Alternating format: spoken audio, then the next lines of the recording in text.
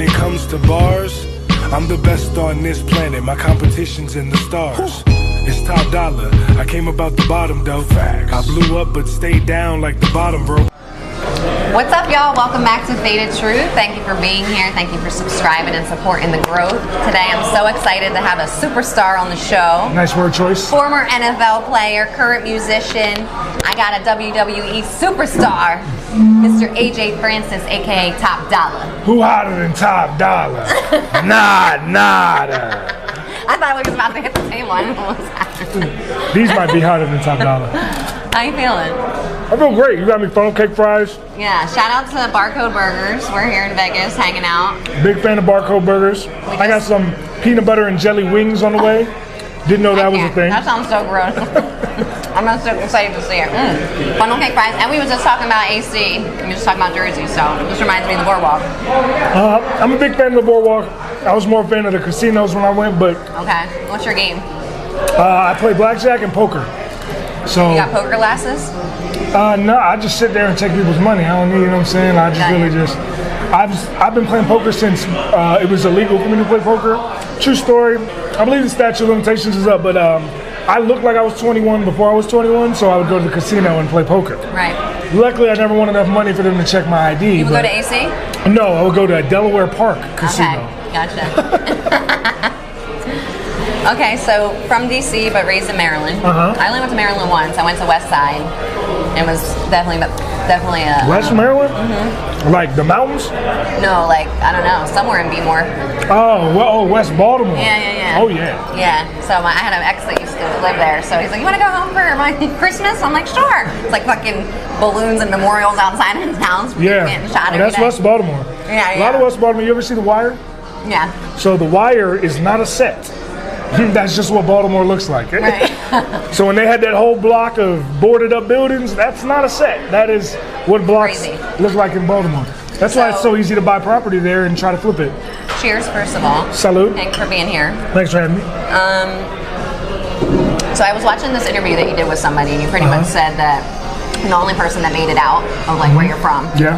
And that sometimes people think that you're like cocky or arrogant or whatever. Yeah. But like you said, it was, you know, if I don't believe in me, who's going to believe in me? Amen. So I really liked how you said it, because you said you didn't really have like good role models. You have people that you grew up around like that you didn't want to be like. And that was me, like my whole life. Like people are like, how are you so like, how'd you make it? You know? And I'm like, because I literally looked at everybody and I was like, I cannot live this life. I can't be in this. Like I have to do something different. And that was like the only thing I saw. I didn't have people telling me how to do things or to take care of myself or to, you know what I mean? I didn't have none of that. So I liked how you said pretty much like it's not arrogancy. It's, I'm lucky enough that I did have my mother and my father, and they both did tell me that I could do whatever I wanted, but all around me, like city I grew up in, people in my own family, like they all lived lives that I knew I didn't want. And there's nothing wrong with living a normal, everyday 9-to-5 life, but that ain't me. And you know what I'm saying? Like that's just not, it never has been, it never will be. And I like being able to set goals for myself and achieve them, whether or not other people think I can or not is a completely different story. I don't have to take what you think about me to heart, because you ain't me. You never will be. If you were me, you'd be as successful as I am. And that comes off as arrogant and cocky, but like, I got a master's degree. I played in the NFL. I'm in WWE. I got 3 albums. I own real estate. I got a beautiful house, a beautiful dog. What do I not have to be confident about? What do I not have to be, you know, proud of myself and believe in myself? Because every single person that isn't my family that I would meet on the street and I'd say, oh, I'm gonna go to the NFL. Oh man, you can't make it to the NFL. Or even when I said I was gonna go to college, I was in high school saying, oh, I got offers. You ain't got no offers. I'm like, bro, why would I lie to you about the offers that I have? Like I have so many of them. What is it about people you? Just want you to be in there. Exactly. What is it about you that makes you think that I would feel the need to even lie to you about something like that? You know what I'm saying? So it's just like having to overcome those obstacles along the way. You instilled this confidence in yourself, because the entire time I believed that I would be right where I am right now, and I'm one of the few people that did. So that's why I always believe in myself, and I tell people to believe in themselves, because I didn't do anything special. I was blessed with gifts of height and athleticism and a good mind, being able to go to school. But a lot of it is grind and hustle. Exactly. Right. But I'm not the most talented person that I knew in my neighborhood, but I'm the most successful, and that's because I was able to put all of that talent to work. Right. Good job. Thank Cheers you. to that. Salud. Cheers to creating the life that you want. I'm sorry, they call it manifesting. Manifesting. I love a good manifestation. I've been learning that the past couple of years because I didn't learn nothing about taking care of yourself or like, you know, bettering mentally. I just was always working. Same. And then when I changed my mindset is when my life changed, you know. So I'm just glad that I have people that say that too, like, oh, you're bougie now or whatever. Like, I'm like, you're mad because I have a Lexus, not a hoopty no more. Ooh. Like, you're mad because I own property and I don't want to pay rent no more. Like, why you know, what is that? Why? It makes no sense. And it's crazy. It's like when you manifesting is nothing more than just coming up with a plan, coming up with actions for that plan. Because if you do, like Nas said, if you fail to plan, then you if you fail to plan, then you plan to fail. And so it's like coming up with a plan and then executing it. Not just everybody has a million ideas, and me too. Right. I got some stuff that I didn't follow through with that I need to focus more energy on, but like it's on the list. It's on the list, and I'm gonna get to it. Yeah, you ain't wrong. Okay, so I know you were doing NFL for a while. You were 6 years. We did Dolphins, Redskins, Patriots, Buccaneers, Seahawks. So did you call out the racist Redskins logo before I did. Changed it? I did. I actually I went viral because I said that the Redskins logo was racist. And this was 3 years before they changed the name. So obviously then it was, he's sour grapes. Right. Who does he think he is? He shouldn't call out the name. This, that, and the third. And then 3 years later they changed the name and I look like a genius, right? But I never get my flowers for that. You know, I never get my flowers. I'm going to give them to you because I peeped that. You know what I'm saying? I never he get was my already flowers. on it. I Yeah, was you on already it. knew. I was blasted by the same media in DC and other places that 3 years later was like, they have to change the name. This isn't right. And I'm like, oh, now it's not right. But when y'all was running me down, it was cool. Oh, okay. So when you were playing in the NFL, I know it wasn't like your actual passion. So, like, how do you go through 6 years of like, is it just kind of like robotic? Money. Like, you know? Money. Okay. I grew up dead broke. A year before I was in the NFL, I had negative money in my bank account. Money is a hell of a motivator. Now, yes, it is. I won't say that football wasn't my passion. It was my passion. It was one of my passions until I got to the NFL and I saw how it really worked.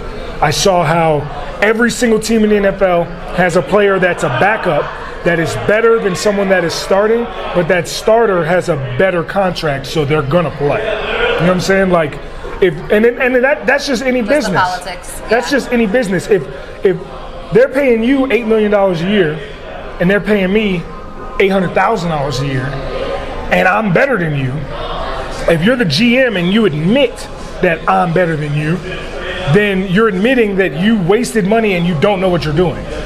But if you instead just keep me as a backup in hopes that if somebody gets hurt, I can get in, play, and then play well, and then now you look like a genius for keeping me, as opposed to looking like a fool for paying someone more than me. You see what I'm saying? Yeah. So it's all about preserving an image. It's all about, and there's so many people on the field in the NFL at one time that other than quarterback and running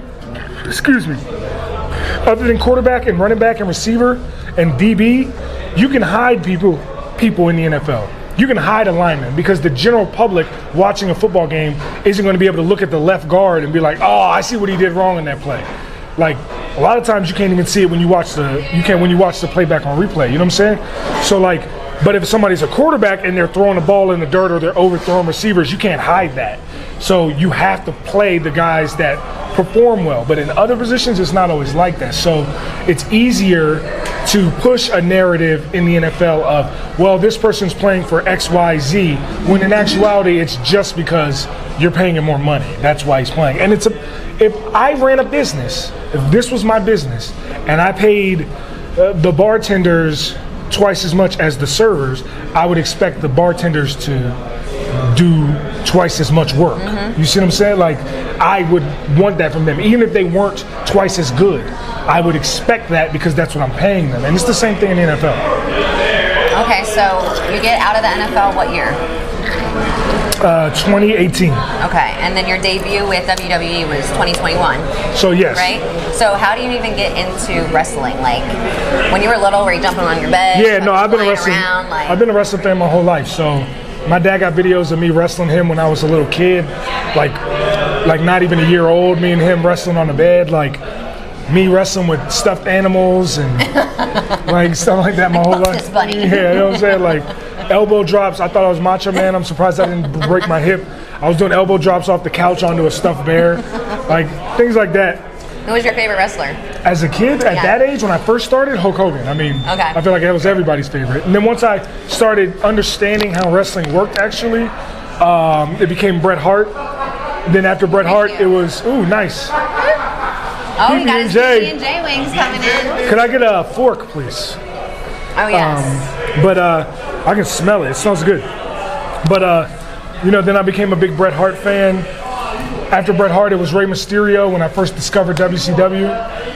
And then, which is funny because Rey is still wrestling now, and every time I see him in the locker room, I'll be like, "Sup, OG?" Like, that's my dog. And then it was The Rock. And then after it became The Rock, it never stopped being The Rock. Okay. So that's always been me. But like, I ended my football career in 2018, and I started wrestling training in 2019. Because I knew that I wanted to go to WWE, and I knew because I played in the NFL, when I wanted a tryout, I would get one, and I did. So I had a tryout early 2019, April 2019, I think, and then in June they told me they were going to sign me in January. So I started January 2020, 3 months before the pandemic, and then thank you. And then we debuted May 4th, 2021, and the rest is history. Yes. Okay, so you're on SmackDown brand. So is there, when they say like the SmackDown brand, is there different brands? Yeah, so like right now, Raw is on TV. Back here. Okay, so Raw and SmackDown are kind of the same. They're different brand. There's different rosters. Like sometimes, like these guys are technically the Viking Raiders. They are technically on SmackDown. And Alpha Academy, the other team that they're working with, is technically on Raw. But every once in a while there's crossover. Like the other two teams, the Street Profits are on Raw, and Braun and Ricochet are on SmackDown. They got like they go with basketball team gear. I love it. I'm a big fan of it. You got the Viking Raiders, and they are heavy-handed, as they say. Good people though, and it's good mix right here. This is gonna be every team for themselves at WrestleMania. There's 3 teams in there? There's 4. Oh, there's 4. Okay. It's gonna be all 4 teams against each other this weekend at WrestleMania. Okay. But tonight they're doing 4-on-4. Okay, so that's why you're in town pretty much, and why we're doing this is for WrestleMania this weekend. So it's like the Super Bowl of wrestling. Yes. Okay. So how many? This is delicious, by the way. Is it? Peanut butter and jelly wings. Never thought. Shout out to Bartow Burgers. How many WrestleManias have you been to? So,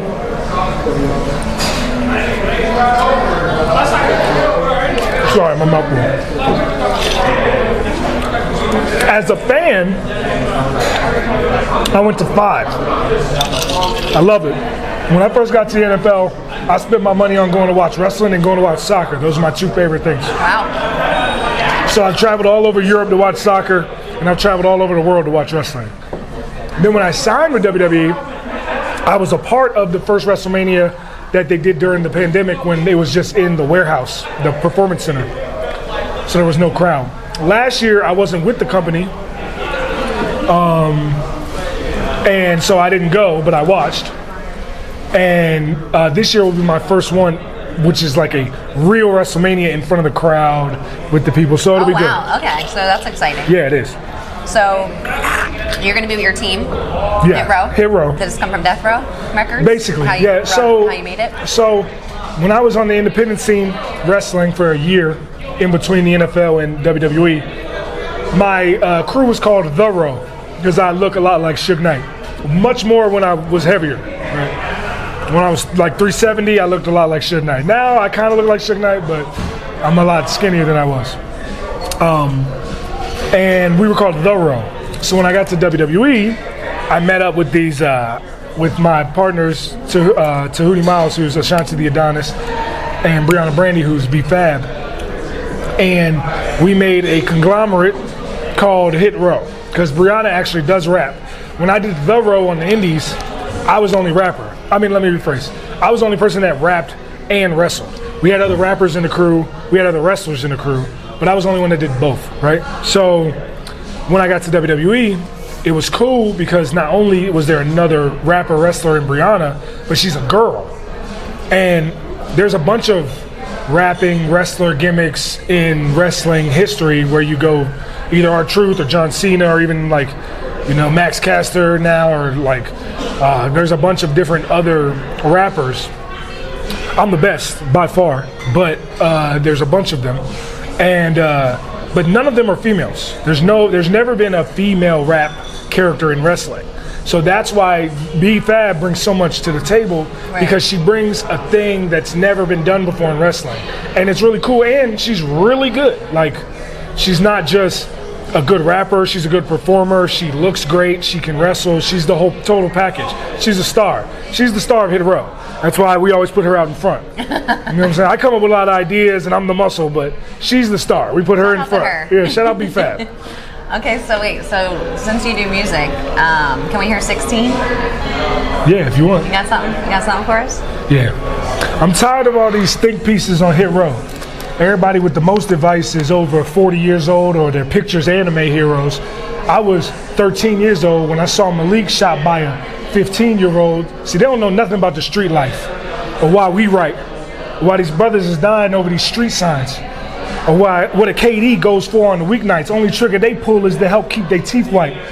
My homies banging over East Side, because when they see convict on his job application, he gets denied. See, that red tag stays on his ass like a Levi. Alphabet boys on your heels, A, B, now you see why. These corny boys can't relate to what we're saying. If I wore a big-ass, fake-ass chain, I'd be their favorite. I stand up with character, but they want caricatures. They show me love if I jigged around and danced like a jerk, or if the color of my hair was berserk, or if I dumbed down my words when I managed the verse. But when I say 1 in 3 black men go to jail, oh well, look at that, Top Dollar, you failed.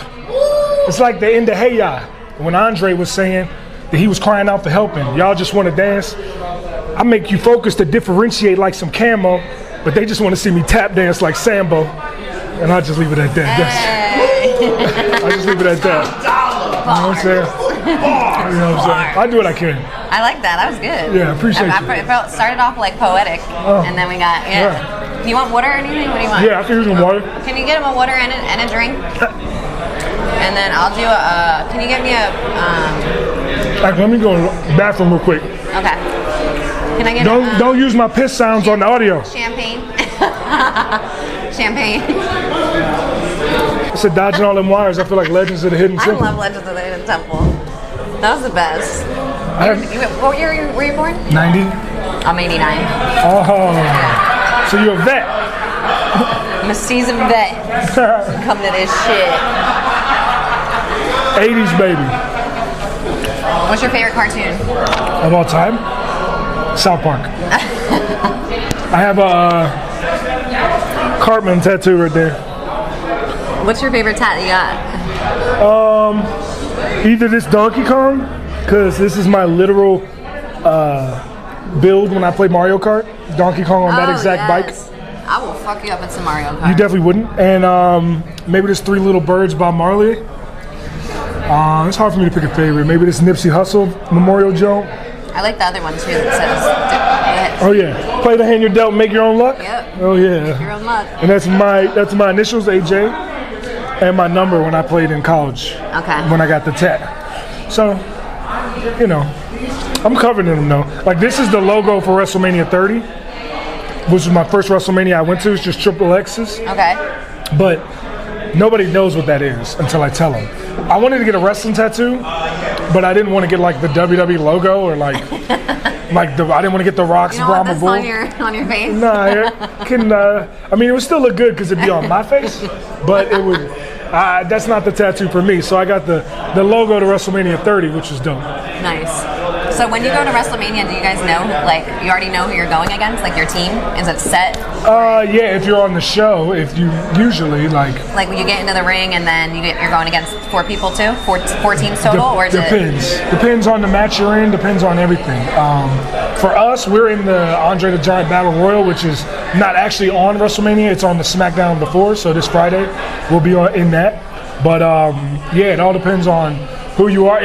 If you're important enough, and there's a few people that are definitely important enough, you'll know what you're doing months in advance. Do you have like a favorite move? Yes.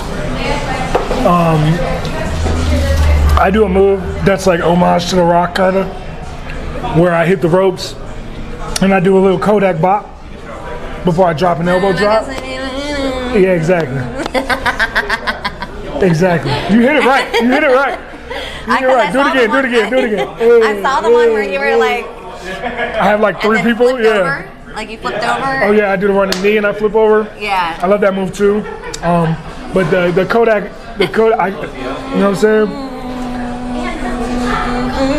And then dropping the elbow on him. It's a great move. So people, I don't think I call that move El Rey.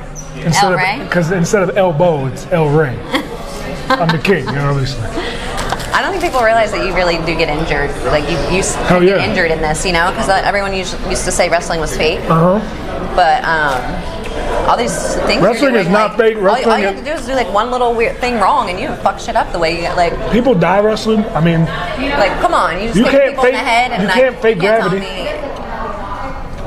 Look at Ricochet right now, going crazy. Man, I used to backyard wrestle, and that's where it stopped. Come on, dog. I fucked myself up so much, it was crazy. Big dog tags in Braun. Braun gonna hit if I had to guess, he's gonna hit the train right now. He's gonna run over every person in this path. That's a 1. Oh, that's the train. That's 2. That man can drink also. That's 3. And then the last man's gonna come. Oh, get your little ass out of here. I'm Braun. Oh, big knee. So, what are you gonna wear? What do you wear for WrestleMania? A one-of-one outfit that I haven't worn before. Yeah, it's gonna be a black and red version of the outfit I always wear. Okay. Rico. Thank you, Boo.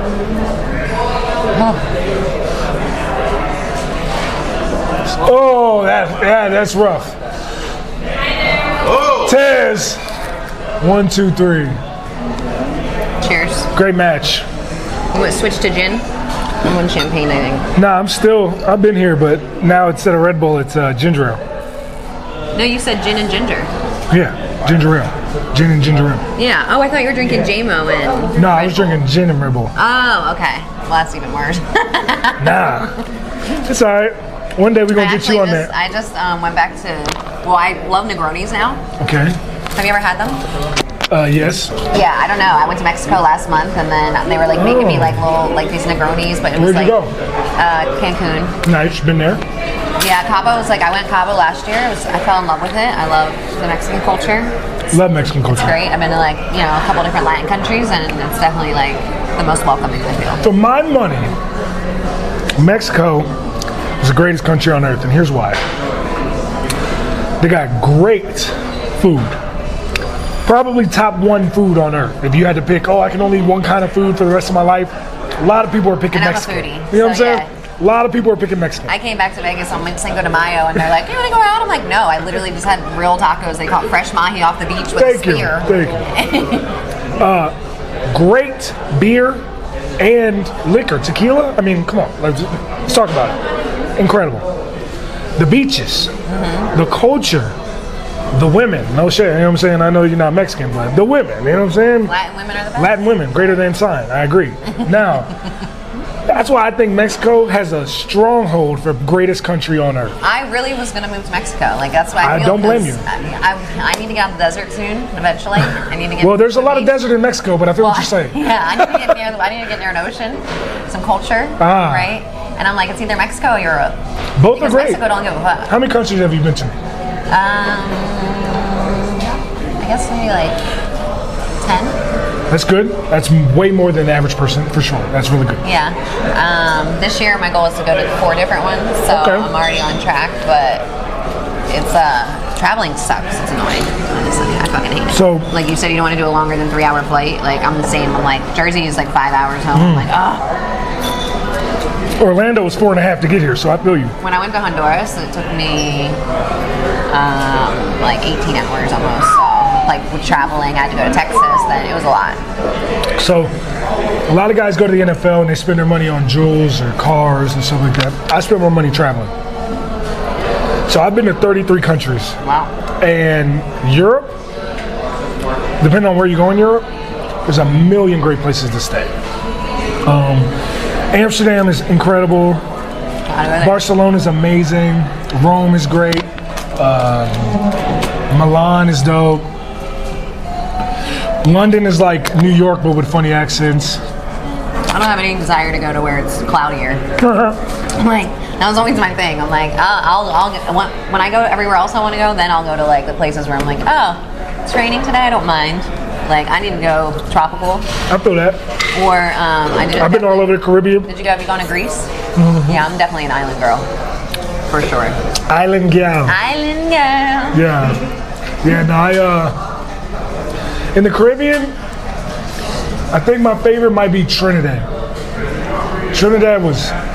You ever go somewhere you have a preconceived notion of what it's going to be like, and then it's completely not like that at all? Mm-hmm. Trinidad was so much fun. I literally couldn't believe how much fun I had in Trinidad, and I didn't even go to the beach. Like I could have, but I didn't.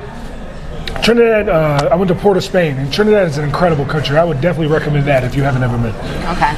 Yeah, I did Turks last year in Bahamas, and Bahamas is cool. It was great. I mean, I always wanted to go to Turks, so I snorkeled. Got that on my bucket list. Snorkeled in Turks, you know. So. If you're gonna do it, that's a good place to do it. And that's what I was trying to do too. Like I was like, I deserve to see the world. I've been working my whole fucking life. Like Bingo. Everyone has money they can put aside to travel. People want to act like it's like you got to be rich to do something. I'm like, you can literally save money every month and go on a cruise or go anywhere. I love cruises too. People look down on cruises.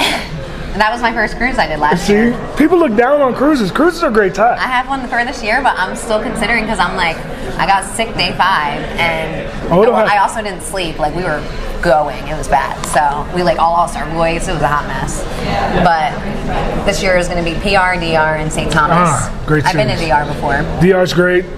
Puerto Rico's great. I just want to go to St. Thomas, I feel, because that's like... St. Thomas is cool too. Yeah. Yeah, all the saints in the Caribbean are dope. St. Thomas, St. Martin, St. Kitts and Nevis, St. Croix. Yeah. St. Martin, St. Martin. Anything saint I need to go to. Yeah, for sure. And it won't be a saintly time, I can promise you that.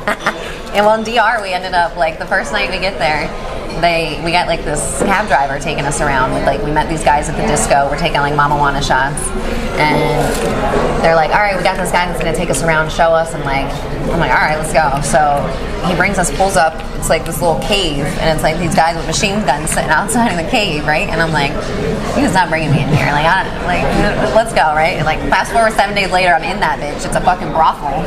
Of course. I'm like dancing on the pole, the girls don't even get on the pole until you give them money. It's like opposite of here. So we plugged in the aux cord. Like this is how you pulled in the aux. We plugged in the aux to the strip now I know club why I know why they have the machine guns up front. Makes sense. So yeah, so I always have a great time when I travel. Down to the DR. Okay, so do you have any like crazy stories from the crowd? Like, has there ever been like any crazy crowd member or anything? No, not for me. I've seen crazy, but for the most part, everyone's like, the craziest stuff that I get in the crowd is like people will say something like smart ass remark, and I'll just shut them down with one reply. Like one guy one time was like, he was like, they shouldn't push you, you suck, and like pushing you is like like putting you on TV, giving you an opportunity, giving you a chance. He was like, they shouldn't push you, you suck. And I literally, without even thinking, turned back to him and said, you should do more push-ups. And then the entire crowd started laughing. And then he sunk down in his chair and shut the hell up for the rest of the time. Because like, you gotta be, sometimes you gotta be like a stand-up comedian with hecklers. Like when you're in the ring, you usually can't even hear an individual person. But like at that time, it was after a match. And we're in the aisle, like walking back to the gorilla position, the behind the curtain, and I'm signing stuff for fans and little kids, and like I'm actively trying to engage with a child, and a grown man is yelling obscenities and talking bad about me. So in those times, you have to be able to react like a stand-up comedian and shut that down real fast so you can get back to doing what you were doing. I like that because I call it verbal assassination. Yeah, that's exactly what it is. And I've been pretty professional at that my whole life. And people I can are like, imagine. They're like, it just looks so nice. I don't know how that even came out. I'm like, well, you brought it. You brought it out. That's what it is. Okay, so you were a good guy before, though, right? Yep. Before, now you're a villain. Yes. Okay, so which one do you like better? Definitely being a villain. It's easier.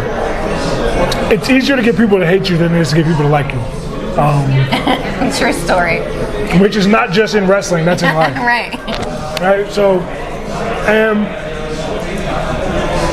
my persona, right here, I'm just a regular guy, I'm a nice guy, but my persona when I'm wrestling is that arrogant, cocky character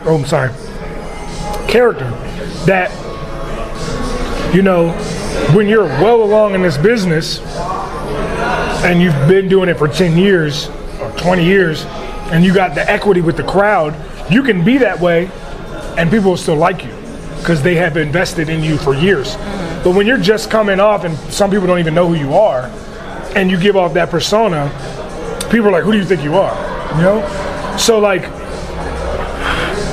but like, as we discussed before, I have every reason to be cocky and believe in myself. But that comes off better as a villain than it does as a good guy. So, and also I get one of my favorite things is talking bad about whatever town I'm in. We did a show in DC and I was born in DC and I ran down the whole town. Like I had people booing me, talking bad about DC. They were booing me, hating my guts. But it's because I knew what to say to piss them off, right?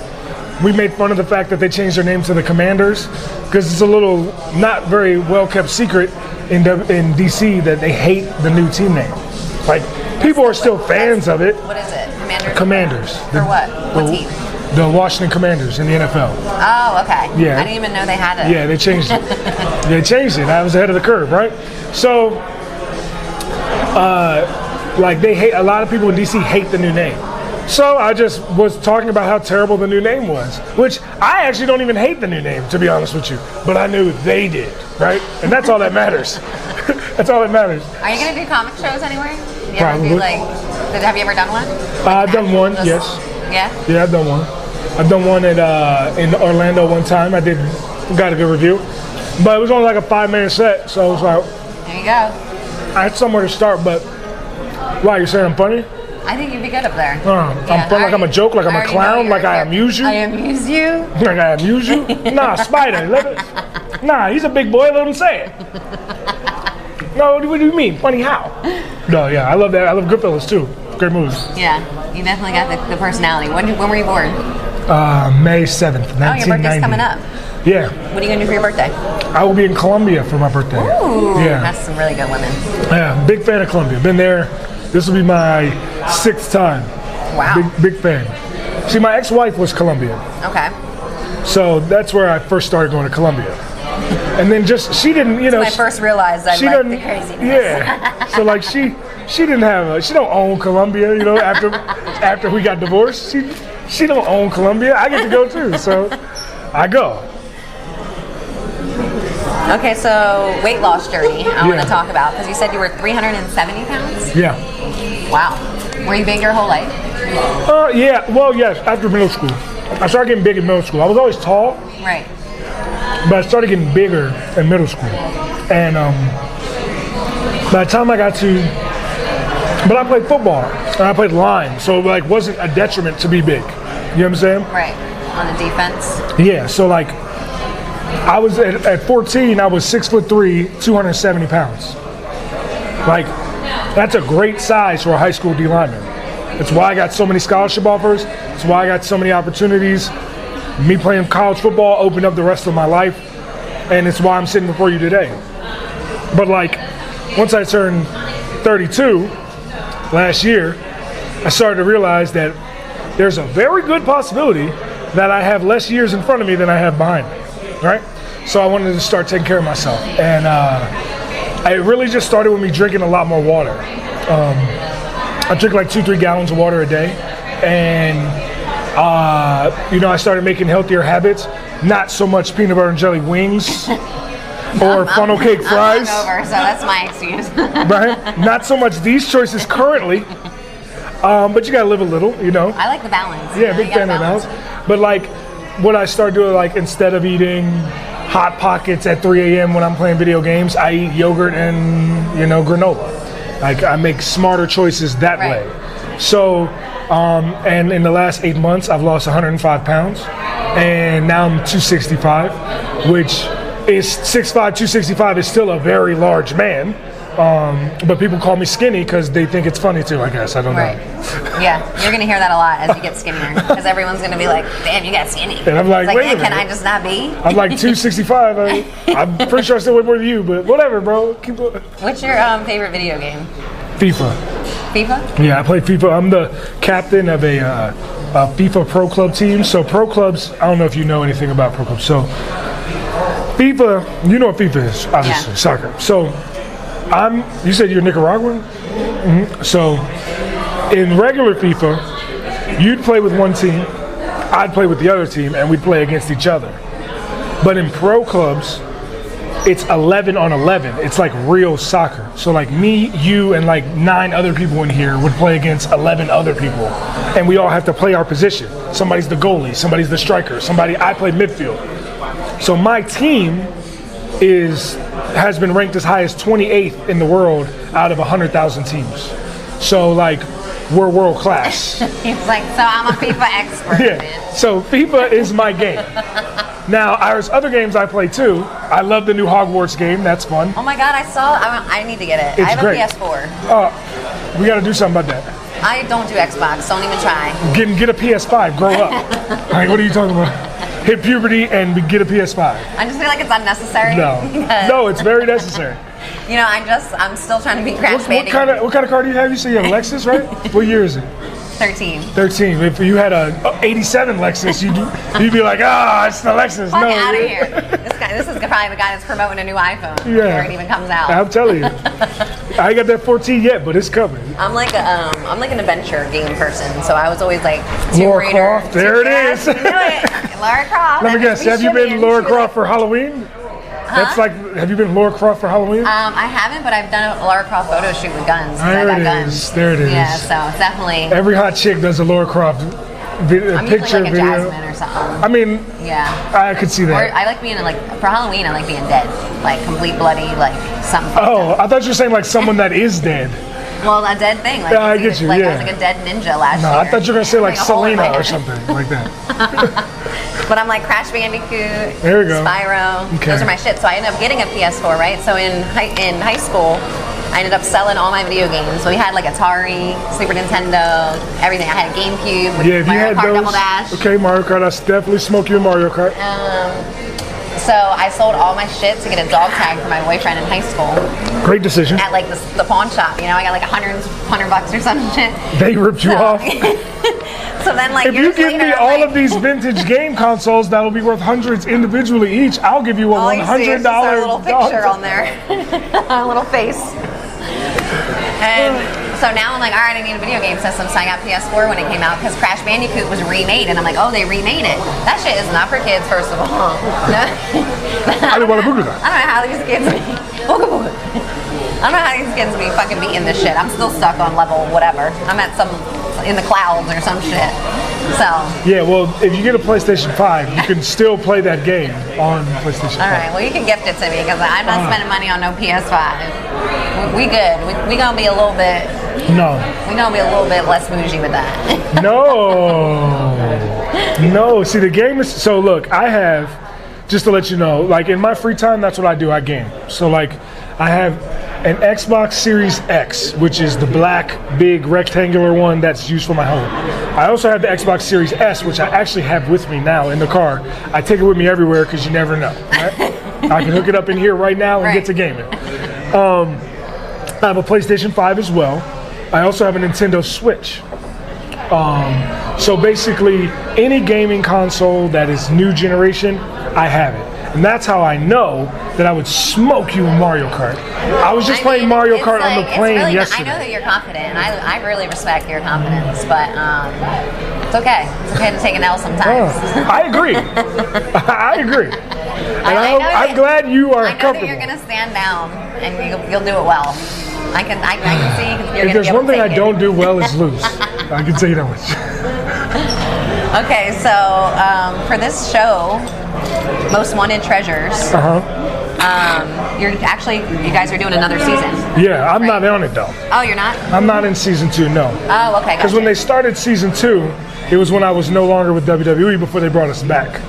So the people doing season 2 are like all the legends, which is cool, and I'm happy for them. Because to be completely honest with you, and I've never actually said this publicly, the schedule for that show was crazy. I was gonna say crazy. Not that I couldn't do it again, but it was so crazy that when they were like, we're gonna do it with Booker T and Lita and Mick Foley, in my mind, and I've actually had these conversations with Mick, Mankind, I had these conversations with him about the schedule, and he was like, yeah, this is the most traveling I've done since 1997, when he was in like the peak of his WWE, you know what I'm saying? He was like, I ain't traveled this much in 25 years, right? And I was like, yeah, I know, bro, because it was like, the way they shoot that show is like, you never know what's going to pop up. Like, you never know. Like, tomorrow we can get a call, hey, and you guys such were and hunting such. down antique items, yes. Items from wrestling? Wrestling past. So, like, Ric Flair's robe, the Junkyard Dog's dog collar, Mankind's Mr. Sacco. We were hunting Persian clubs for the Iron Sheik. We were everything you can imagine. So, like, we'll be filming today in Massachusetts because we're looking at the Persian clubs from Iron Sheik at Bob Backlund's house, right? And then we're there. And then, like, while we're on set, they get a call like, hey, Undertaker, we can go to his storage unit he has in Austin, Texas, but it has to be tomorrow. So then, like, I'm in Boston, and I had no idea that the next day I'll be in Austin, right? So then, like, I'll be going to the hotel, and on the way to the hotel, I'll be like, hey, pack up tonight. We're going to Austin in the morning. Like, and it's like that for, like, 6 weeks, and then you get like a week off, and then it's 6 weeks, and you get a week off, and it was crazy. It was crazy, and it was fun, and it was awesome because I got to kick it with people that I grew up idolizing, right? Like Booker T, like Mark Henry, like The Big Show. You know what I'm saying? Like Ric Flair. I got to go to all the towns that Ric Flair used to be the king of, and go drink and eat steaks with him after the show every night. It was great, awesome time. But like, the schedule is crazy. So I was gonna say, like, tour life is like hard, you know, for a lot of people. But then also when traveling with WWE, like, how do you mentally keep peace during like it literally isn't. It's not mentally. It's not even emotionally. It's physically. Like, your body gets physically tired being on the plane that much, being in a car that much, like, so much so that like I would end up spending more time in my hotel room when I was free in these cities I've never been to. Like, I travel, I love traveling, but like, I'd spend more time in my hotel in these cities I've never been to than I would doing stuff in the city, because I'd just be so drained. Literally just be in my room playing FIFA, like, just trying to get off my feet. Because I know not feeling like settled anywhere, it kind of is unsettling sometimes, you know, like when I travel a lot, I'm like, fuck, I can't wait to just sit home for like a couple weeks and just like not move, you know? I have that same thing. I call it suitcase syndrome. It's like when you're living out of a suitcase, it's like you're a different person. Like, I was thinking that this year, and I was just like, damn, this must be how people feel. And I'm like, what happens when it gets even more busy? Like, how am I going to feel, you know? So I'm huge on like I love it, though. Self-care and like doing certain things. Like, I love my alone time. Look at these ladies, these beautiful women Look at them. Chelsea Green. Oh, look at that. See? You ever dye your beard? No, never. Why would I do that? I don't know. I'm just like, what do you? Because let me see. No. Do you have hair? No, I'm bald. Come on. Yeah, that's not like there's nobody gonna. See, I can grow. See, the difference is I can grow hair. My hairline is awful. That's why I shave my head, okay? And that's from my daddy and his daddy. Yeah. And my uncle got At it least too. you know your strength. Yeah. You're like, fuck it. I've been shaving my head since I was 23. So, damn, I've been shaving my head 10 years now. So, Okay, do you remember your first time ever getting faded? yes. It was my 20th birthday. I didn't drink until my 20th birthday. I was the sober friend in high school. Do you need a refill? Yes. Can we do another gin and ginger ale? And then I can't do this. This is What is it? Let me try. I think it's old champagne or something. It's, A little bit of the bubbly. I think is that. It's not bad. It doesn't even have a taste for it. You're just picky. I'm just like just give me straight liquor now. Respect. Nah, so Can I do was. margarita with Casamigos and salt. Repo, please. So I was 20. I was the sober friend in high school. So like all my buddies they'd go drinking and parties and stuff, and I was always the DD. I didn't drink. Not because I wasn't like a religious thing or anything like that. I just was like, I don't know. I really spent more time. I really thought that I needed my body to be 100% clean to be able to make it to the professionals. You know what I'm saying? You're serious about it. Yeah, I was dedicated to it, right? So when I got to college, I saw the best football players I'd ever seen in my life, and were all drunks. So I was like, oh, okay, clearly it doesn't matter, right? So when I was 20 years old, it was my 20th birthday. And my now ex-wife, but at the time we weren't even dating. She was like, oh, I need somebody to take shots with me. And me, having never drunk before, was like, yeah, I'll do that. You know what I'm saying? That's exactly what I should do. I can handle it. So I not knowing how much of something it takes you to get drunk or everything, I proceeded, do you remember the drink UV Blue? Mm-hmm. Awful, terrible drink. Big hit in the college campus though. I proceeded to take 17 shots of UV Blue in about 45 minutes. So that night, first of all, I pass out at the party, obviously, because I just took 17 shots in 45 minutes. They think it's hilarious. First of all, I don't know why. They let me hold the cake because it was another girl's birthday that night, and it was my birthday at midnight. They let me hold the cake for the girl, almost dropped the cake and set the whole apartment on fire with the candles, right? I kept it up. I spilled it on myself. I got cake all over me. As we're leaving, my guys are walking me back because I'm clearly not going to make it out for my birthday. I'm so drunk. I'm being carried by my teammates, and I throw up everywhere, like on the floor while we're walking. I don't remember any of this. This is what the videos and pictures I've seen, right? So then I get to my room, and they put me down in my room. But me, being drunk for the first time ever, and I don't remember any of this once again, I go to my roommate's door, and I knock on the door. He's in there playing Madden. I knock on the door, and he says, who is it? And I said, AJ. And before he can get up to answer the door, I kick the door off its hinges. Boom, to his bedroom door. Boom, bust through like the Kool-Aid Man, right? And I go, boom. Oh, yeah. He's like, AJ, what the fuck, bro? Why'd you do my door? I'm like, oh, no, bro. I'm drunk. So they put me back in bed, and I wake up. Now, mind you say, yeah, you were doing this for a hangover. This is my first time drinking, so you know how it is. I didn't have one. Even though I was drunk out of my mind, maybe it's because I threw up everything. I didn't have a hangover. I woke up at like 7 a.m. the next morning. So many mixed texts and stuff and calls from my family because they were wishing me happy birthday at midnight, and I didn't answer, right? So I wake up, and I go to my roommate's room, 7 in the morning. I'm like, we went to go to breakfast. And I'm like, yo, what happened to your door? He's like, you happened to my door. And he proceeds to tell me the story of the rest of the night, right? But yeah, that was the first time I got faded. UV Blue. UV Blue. There was blue and there was a pink one too. Yeah, it was. UV Blue. What we drank was like Mad Dog. Mad Dog 2020. I had a Mad Dog 2020 for the first time in a while.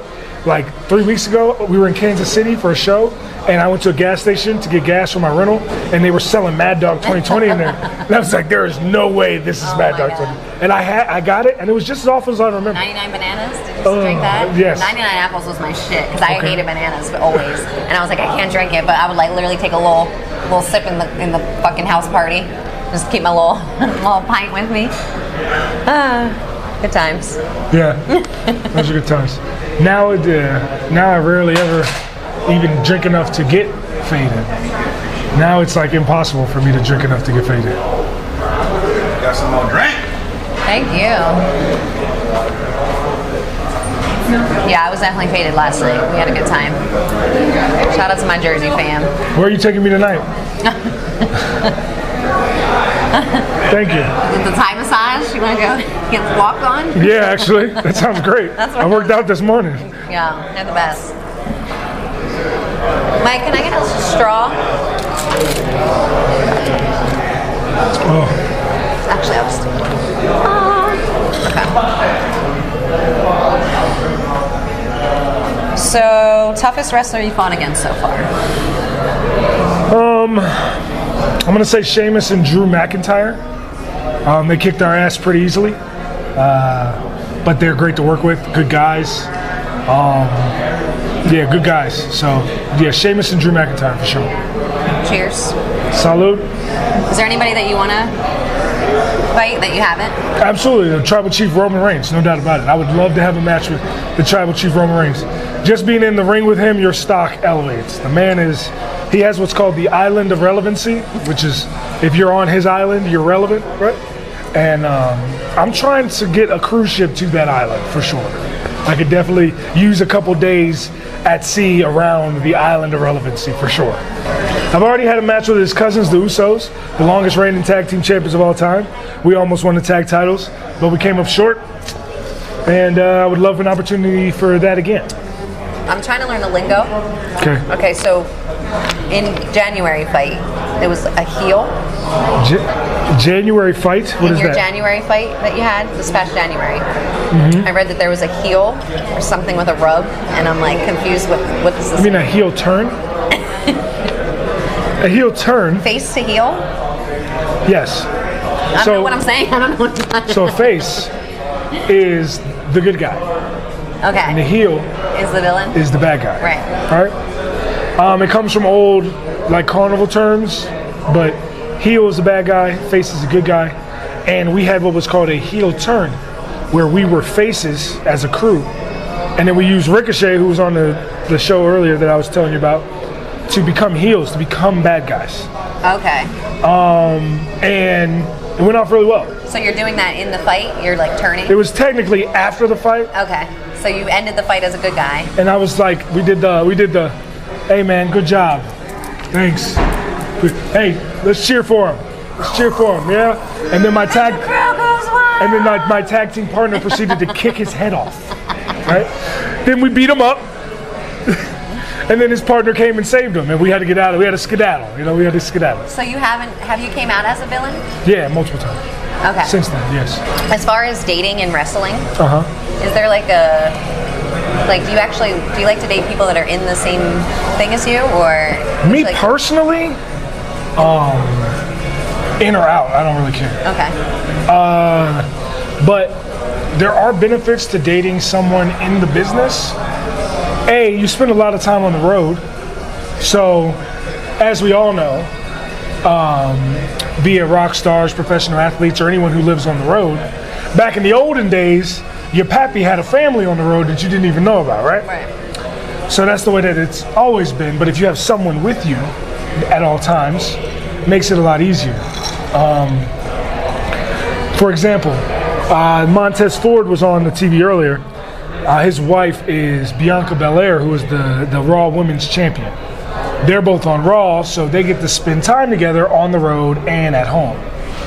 But if they were on different shows, if he was on SmackDown and she was on Raw, then their schedules really wouldn't overlap that much, Right. and their home time wouldn't overlap that much. So they wouldn't get an opportunity to see each other on the road or at home. So it depends on the person. Right. Some relationships, you need to, like, if you don't trust your man, you got to be under his wing the whole time. You know what I'm saying? Some relationships work better when people are apart for a few days and then come back together. So it all depends. But there is a lot of people that date within wrestling just because it makes traveling easier. I guess you understand the lifestyle too. Yeah, exactly. Yeah. So, like, for example, when we had a show in Montreal, there's a nightclub there called Jet Nightclub that always takes care of us when we go out there. Gives bottle service, own section, everything that we need, whatever, for the night.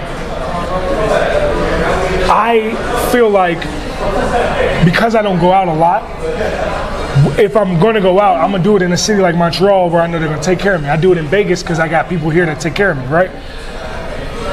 But like if I got a girl at home and she sees me with all these bottle girls at the club and she's like, oh, what you doing with all them bottle girls? Da, da, da. She don't understand that what I'm doing is actually promotion. You know what I'm saying?